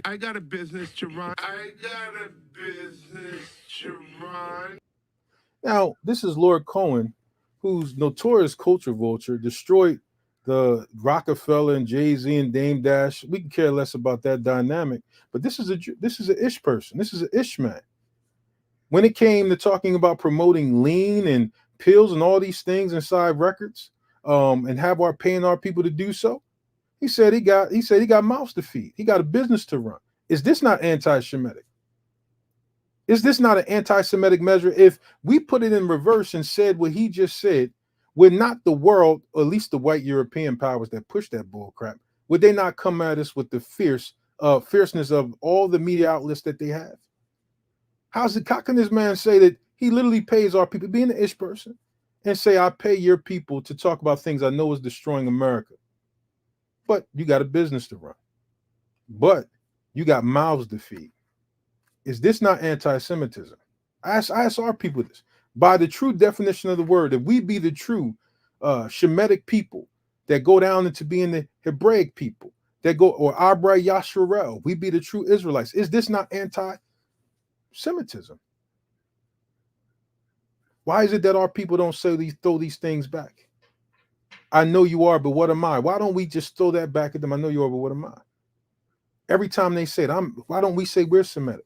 I know the celebrities can't do it. I know they can't get on and say, well, I'm Shemitic. What are you talking about? What about when y'all say let nigga run in movies?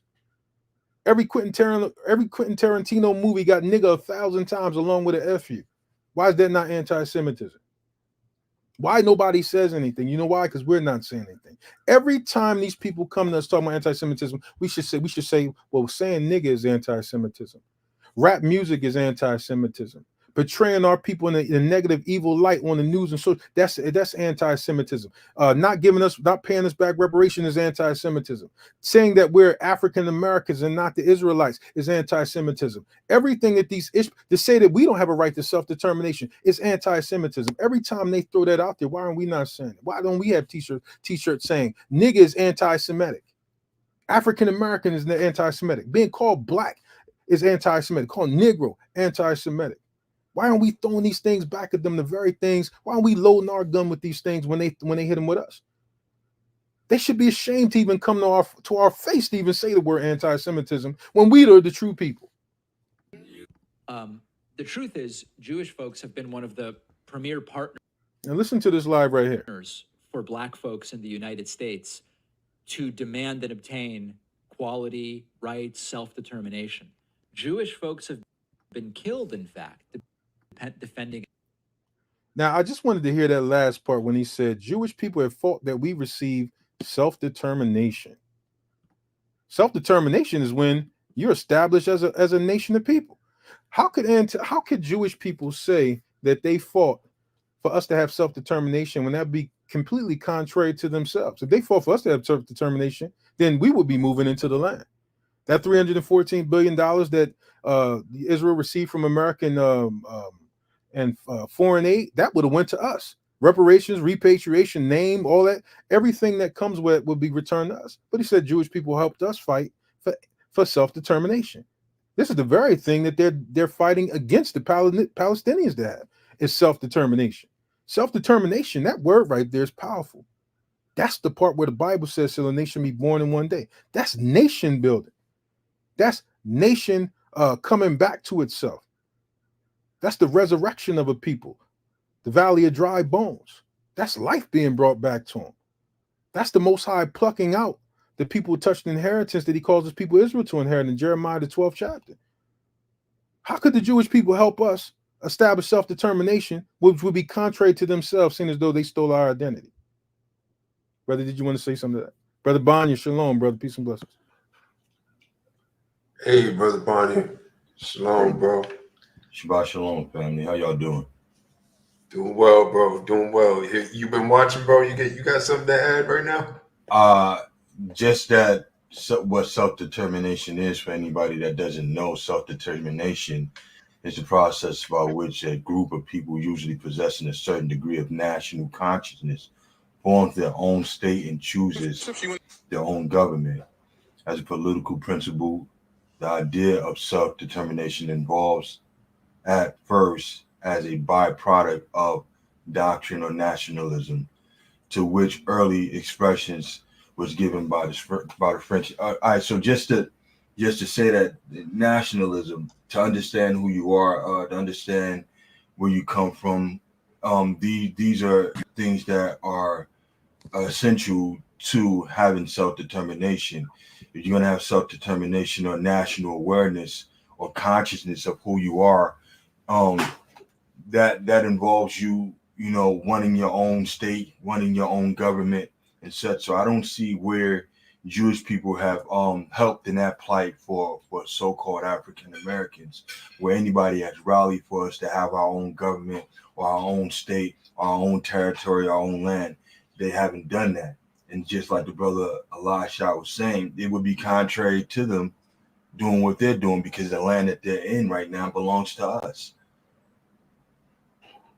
But Shabbat shalom to everybody.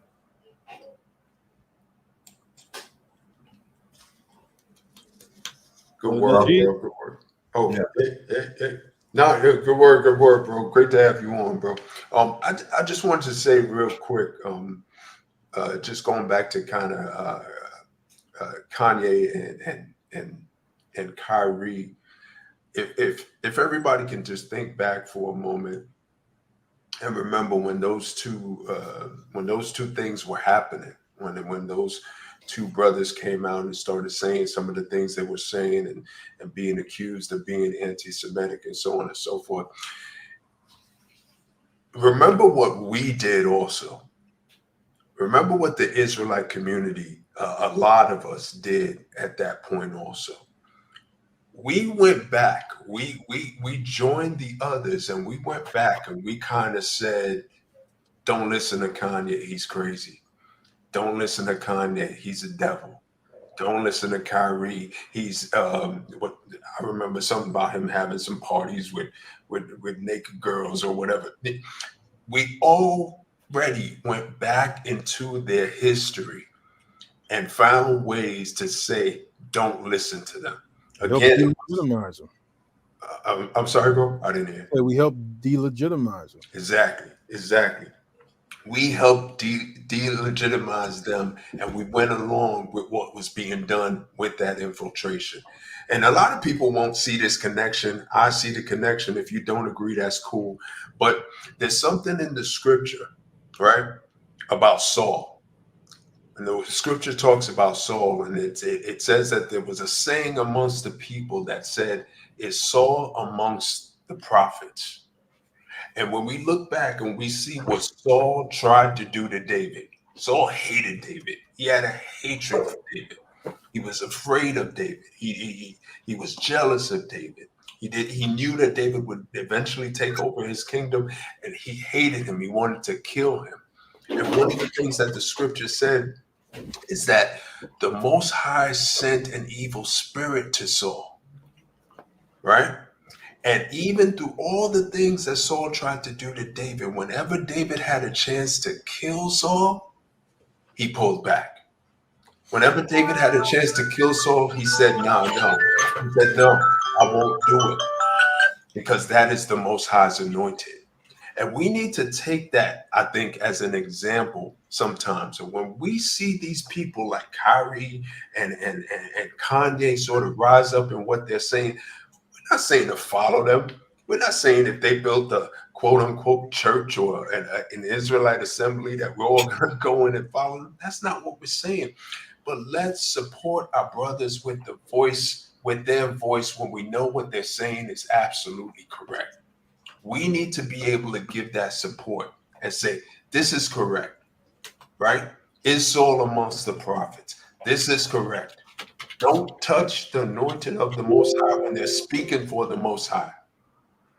I hope that made sense to everybody. Can I say something?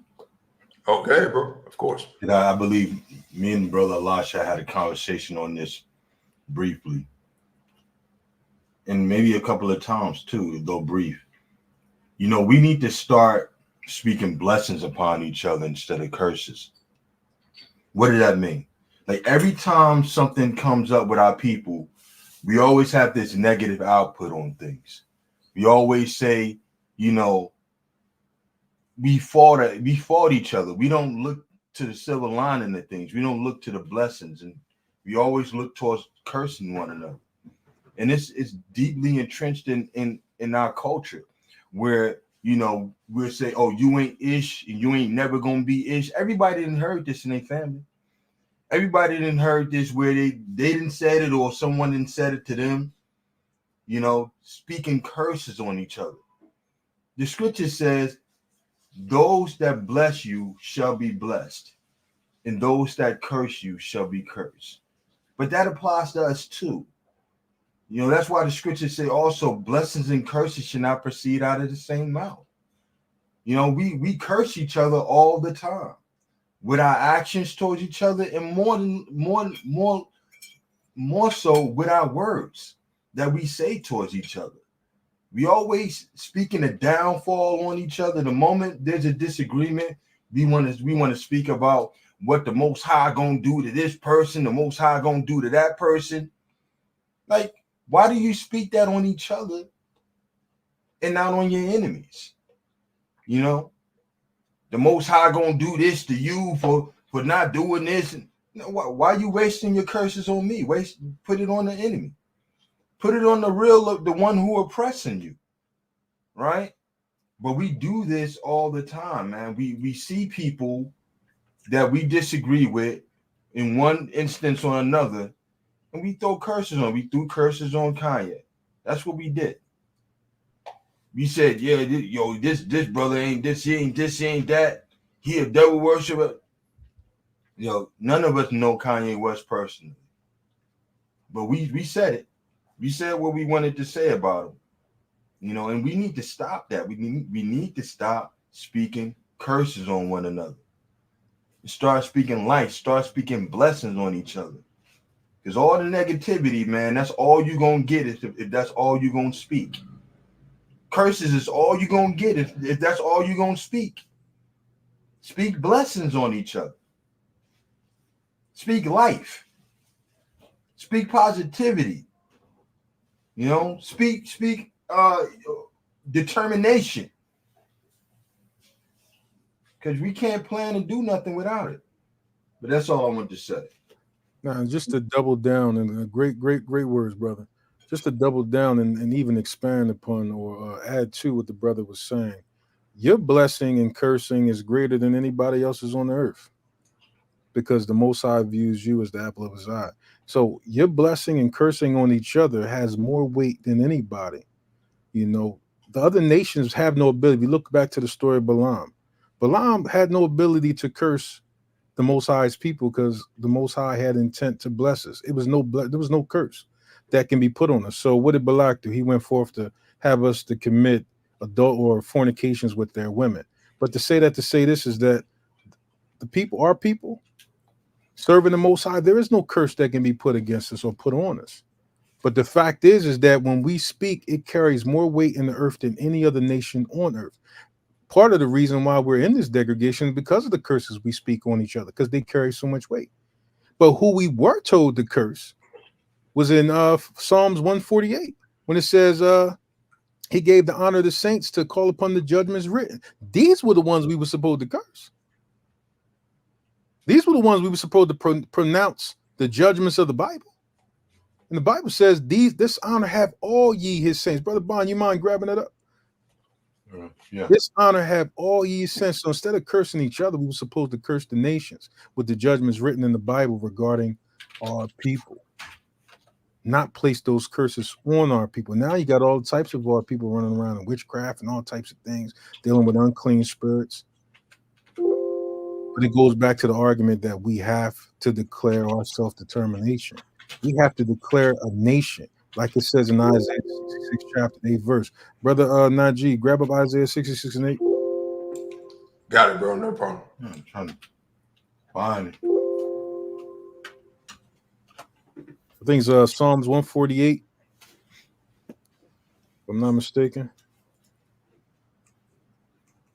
In fact, it might be 149 if I'm missing that. I think it's Psalms 148 though. Want to do Isaiah 66 verse?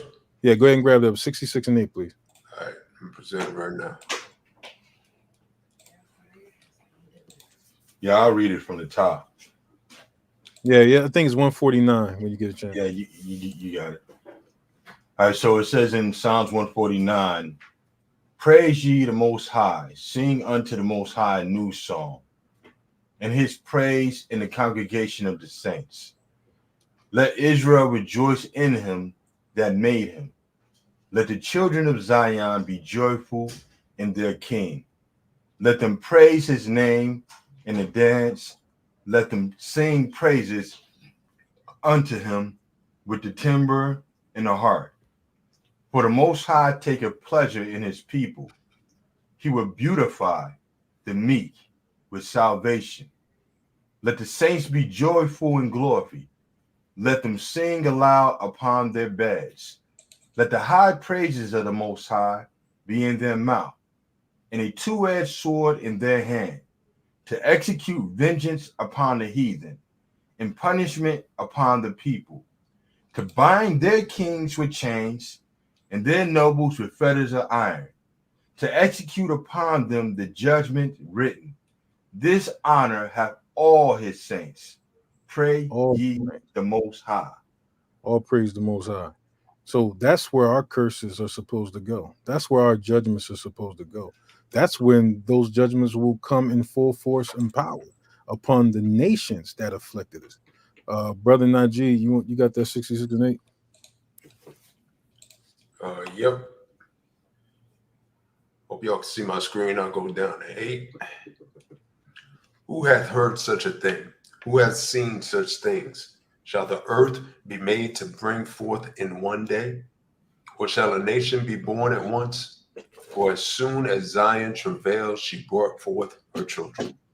Along with the 400-year prophecy, a nation has been born at once.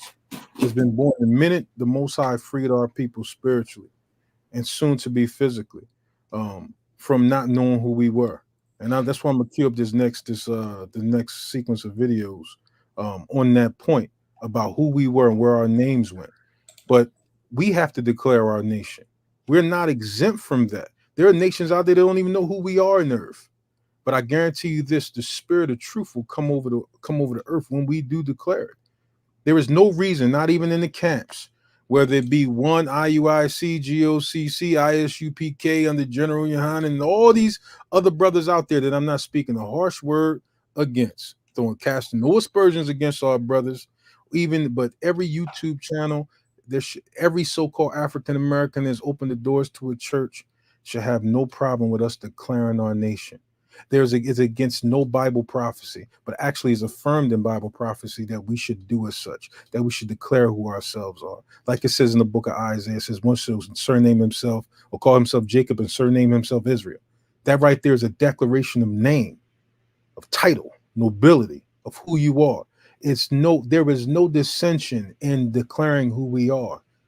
And as these times culminate, like we were talking about in the book of in Revelations, the 6th chapter, when it talks about the collapsing of the economy and how war starts after. That's when blood is shed. And we're in the midst of that right now, I believe, after the 3rd seal. So let me rock this out. Unless you brothers want to say something before I cue this. No, go ahead, bro. I'm good. Now tell me your name.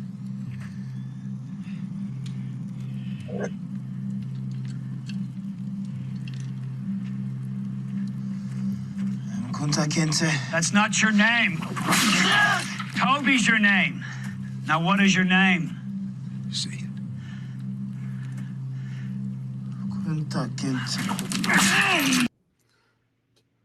When the Most High discontinued us from our heritage and we fell asleep like in the valley of the dry bones, it says, he says, and I will cause thee to serve thine enemies in the land which thou knowest not. We know the land now. We know it now. We know that the 400 years is up. Is a changing of the guard. The spirit of life has been breathed back into us. A fire in mine anger, which shall burn forever. It would burn forever as long as we were asleep to its completion. Not that the Most High would always keep his anger against us. He already said he wouldn't keep his anger against us forever. It had an expected end. It had a time frame. At a time when life had to be given back to us. We're recognizing that now because everybody knows who they are now. Your name is Toby.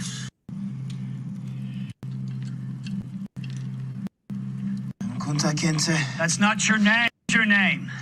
Now what is your name? We know that these things have happened now. Let me cue the other clip real quick, brothers. Y'all got something to say to that?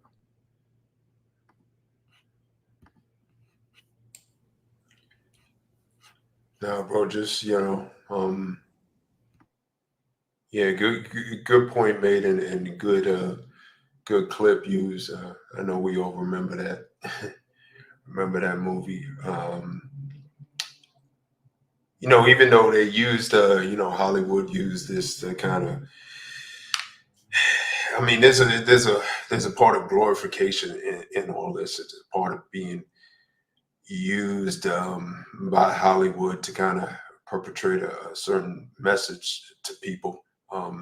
So I like to, take the use of this clip that we did and kind of separate it from what Hollywood actually did with this television series. That's what it was. It was not a movie. It was a television series. So that's all, bro.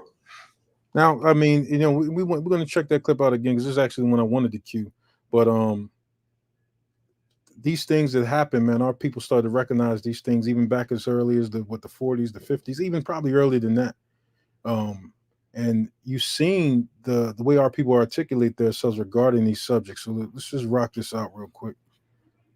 Person were to say his name was Patrick Murphy, you would look at him like he's insane because Murphy is an Irish name, a European name, or the name that has a Caucasian or a white background. And a yellow person, Chinese is a yellow man, and he has nothing to do or no connection whatsoever with the name Murphy. And if it doesn't look proper for a person who is yellow or Chinese to be walking around named Murphy or Jones or Johnson or Bunch or Powell, I think it would be just as improper for a black person. Your name is Toby. Now tell me your name. It even gives more power to this situation. Not that we're saying this is a true representation, but it gives more power to how these things came about. That's not your name. Toby's your name. Now what is your name? Say it.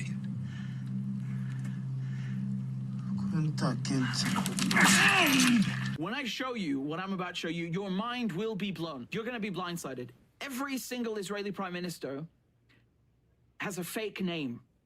Did you know that? I was just talking about Ben Gurion. Do you know what his original name is? It's Grun, Gruen. He changed it to make it sound more Jewish and sound more Middle Eastern. Do you know what Netanyahu's real name is? It's not Netanyahu, it's Milkovsky. That's his real name. These are, remember what Israelis are. Israelis are European Jews. Now, I just want to pause that real quick just to say this. In the time that it took them to beat our names out of us, they resumed our heritage by taking names that were similar to ours. If you can see that. In the same token of beating our names out of us, even coming from the Africa and Sierra Leone and Ghana and those territories, to beat out a heritage name from us and then to go into the land and to change their own names from European names to names that sound familiar or similar to the land or the so-called Middle East. Behold, I will make them of the synagogue of Satan, which say they are Jews and are not, but do lie.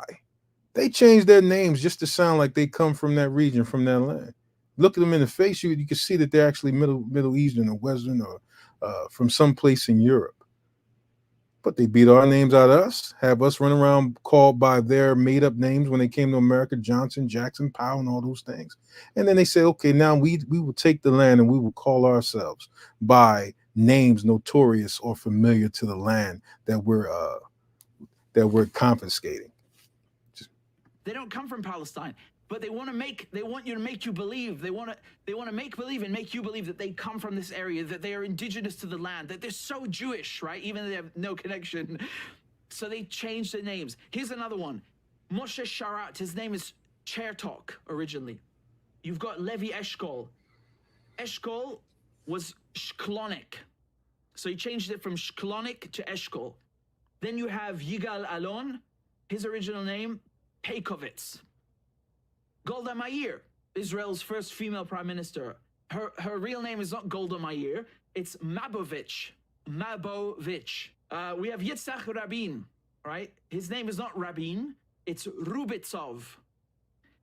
Are you seeing the pattern? These are Eastern European names. Not Palestinian, not Jewish, not Middle Eastern. They're Eastern European, okay? They're not Palestinian. They don't come from this region. Yitzhak Shamir. He's a great one. Yitzhak Shamir, he's on the wanted poster because he was wanted by the British police in Palestine for terrorism. But they don't tell you that. So Yitzhak Shamir, his original name is Yezernitsky. Yezernitsky. Shimon Peres, Persky.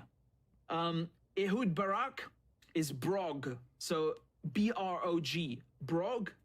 He changed it to Barak. Ariel Sharon. His original name is Shinerman.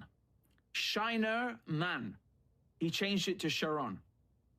And Yair Lapid, who's you still see him changing posts, his original name is Lampel. So he changed it from Lampel to Lapid.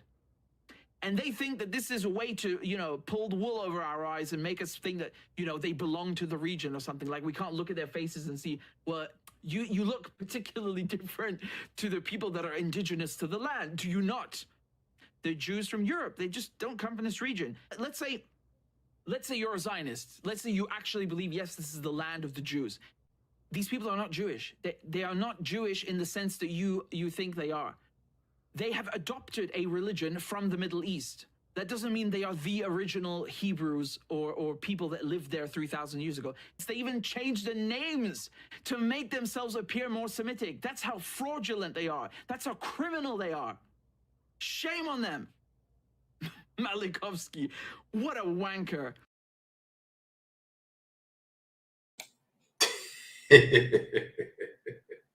Brother, you actually found that video, which I thought was interesting, to the point that you still are names, and then you change your name to fit the region, at least according to the degree that you get. Do you want to comment on that? No. I was still laughing at the way he ended the video. I just thought that was really funny. Nah, that's why I left that part in the edited it out. Oh man, but these are things that's coming out. I saw a couple people in the chat just referring to 2024. I'm gonna just highlight this right now. 2024 year of exposure. All praises to the Most High. It just might be right. We're seeing Cat Williams called it out, didn't he? Cat Williams, yeah. Cat Williams, yeah. That's another thing in another subject. But yeah, all praises to the Most High. Like I was saying, it just might be. We're seeing a lot of things exposed, not just with the Ish people, but we're also seeing it exposed within our own community. I really, I think that video that we just saw is kind of, poignant. Also, what you just showed, the Malcolm X video, I think is, man, some of the points that Malcolm X had made in the past is just so incredibly poignant and just so incredibly relative to us as Israel, even though Malcolm X was, was a Muslim of a different religion. And that kind of goes back also to what we were talking about before, is when someone is speaking the right thing, we don't have to take on what they're taking on in terms of their entire life and the things that they've done and the things that we do. We don't have to put them down in order to say, hey, you're speaking truth right now. Hey, this is positive. Hey, you are our brother. Hey, let's, we can join forces. We can speak as one. We're not saying that we have to be Muslims or you have to be, not Muslim in order to know that some of the things that you're saying is correct and true. Absolutely. Brother Banya, did you want to say anything to that? Yeah, I mean, I 100% agree with what the brother Najee was saying. I think that's one of the things we need to learn how to do, because we will look at someone of our nationality, man, and we'll say you're not an Israelite based off of whatever belief system they have. But we can't do that and at the same time be saying, oh, Israelites are not a religion. If we can understand that to be an Israelite is not a religion, then we should be able to understand when we see people in different persuasions or different religions, that these are still Israelites. These are still our people. I seen this one guy named Charleston White, I think his name was. He went on and he was talking about how he don't F with black people. He said, I know I'm black, all skin folk ain't kin folk. Heard that before. He said, a white boy is his kind. If the white boy rock out a certain type of way. And and I was looking through the comment board and everybody was like, yeah, it's truth, it's truth, it's truth. And I had to ask myself, and I had to ask them too. Well, what other nation do you see doing that, saying that they don't rock out with their own people? Regardless of the wrong that go on within their communities, because wrong go on in everybody's communities. I don't care what nationality you are, whether it be rape, robbery, whatever criminal activity, need for necessity, it produces criminal activity at some points. But you don't see other nations doing that. You don't see other nations saying they don't rock out with their people based off of whatever bad apples are in the bunch. But we do that, and it needs to stop, because it's complete degradation of our nation to do that, But it's just like the brother Najee said, someone being in a different understanding or religion, that's not grounds to just tear them down when they speak truth.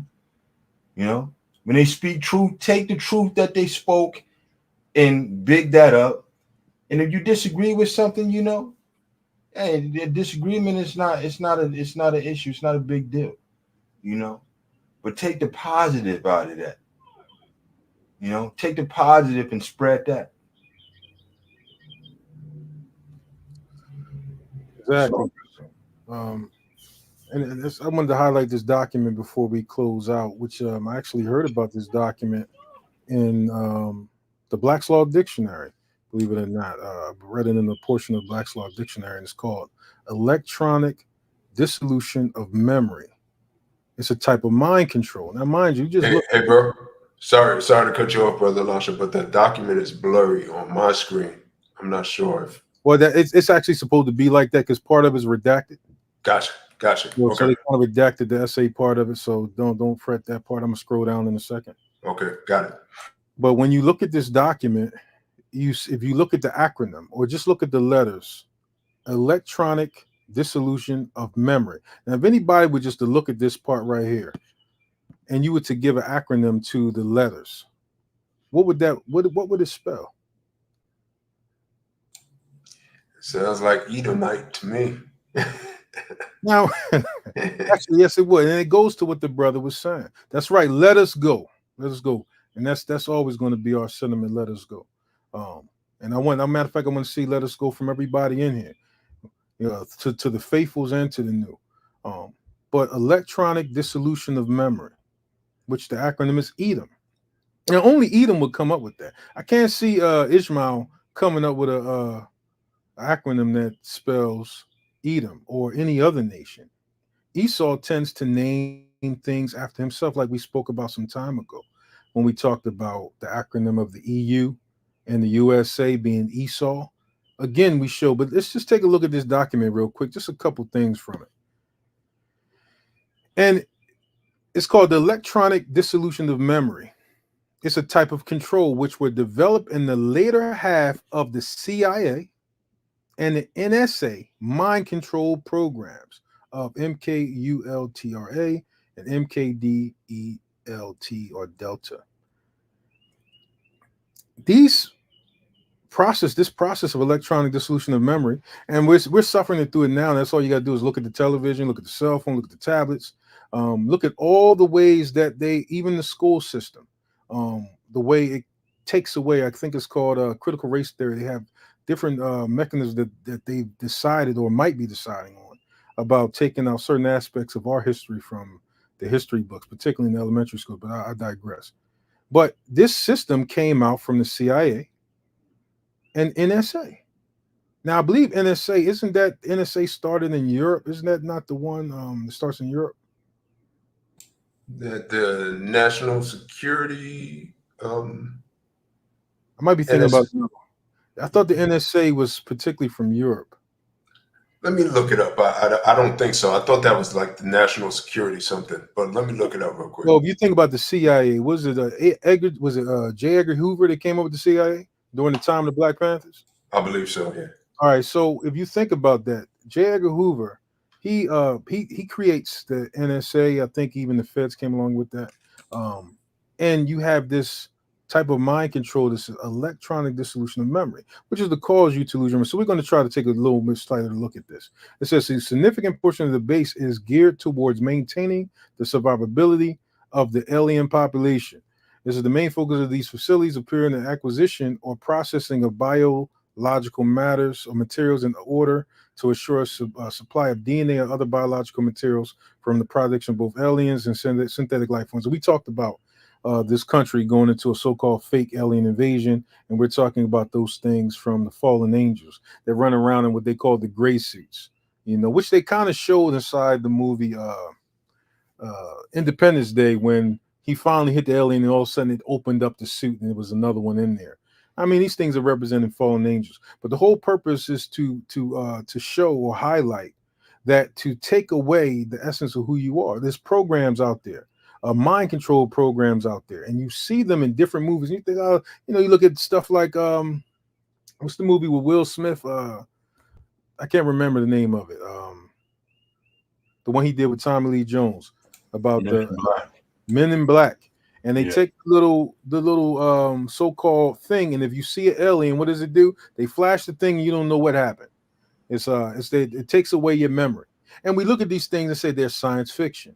But in all science fiction, there's a level of truth. These things have to happen to us for us to promote a people that's not Shemitic, and we be Shemitic, and we're promoting their plight.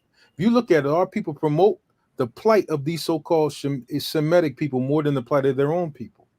more than they bring up the plight of the Palestinians and what's happening to them more than the plight of us in this country.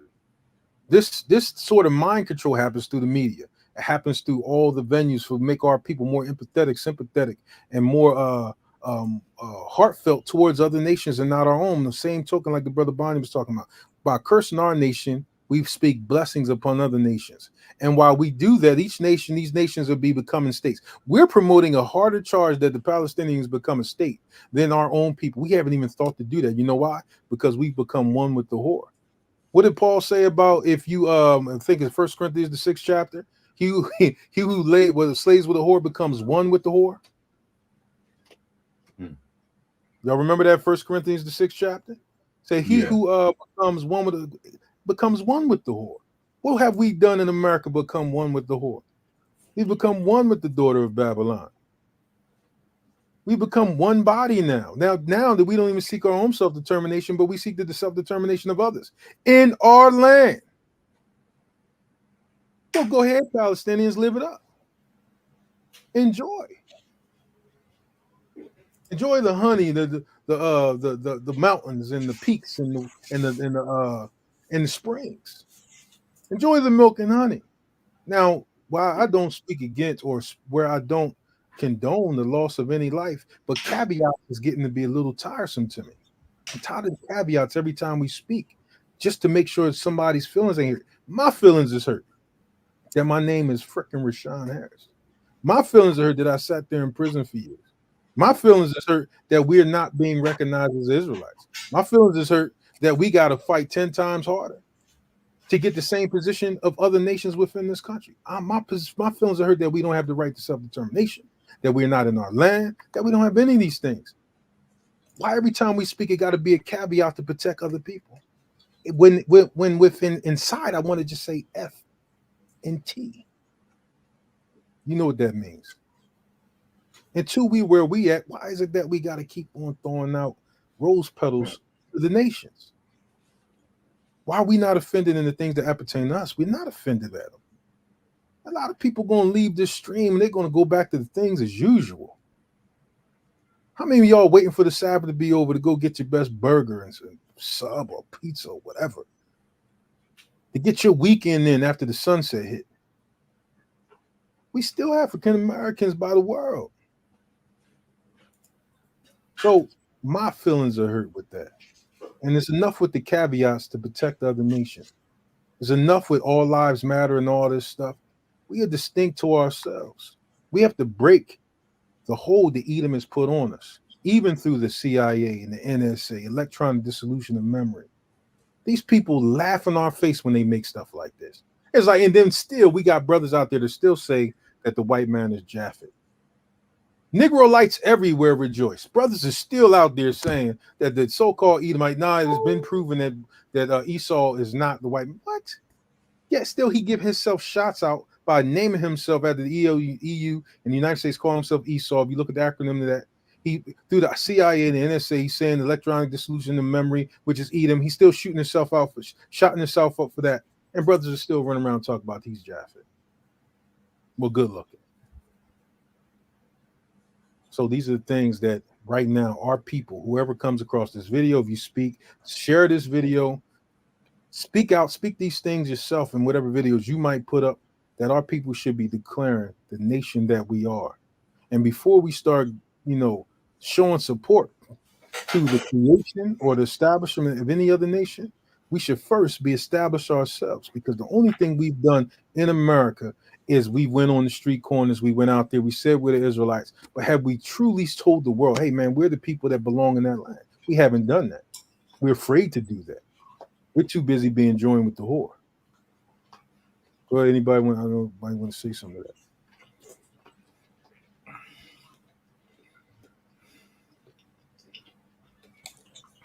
All I got to say is good work, bro.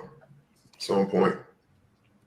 Gives a strong, backup meaning to come out of her, my people. Good word, bro. With that being said, unless brothers got something else to say, if you want to support the work, our Cash App is $Salt of the Earth 777. as it's still Shabbat for some, wait till after the Shabbat if you really want to donate to continue the work that we do. Your support of being here, support everything is. But if you want to support by sending to our Cash App, this is our Cash App right here. Like I said, $ Solid Earth 777. Remember, Let Us Go. If anybody wants to check out the Let Us Go t-shirts, let me in fact show that real quick. We haven't showed that in a minute. Let me go on and show that real quick. We haven't did anything particular about that yet, but we just want to show it real quick. So let me grab up the clip. Let me see. I gotta find it somewhere on my home screen.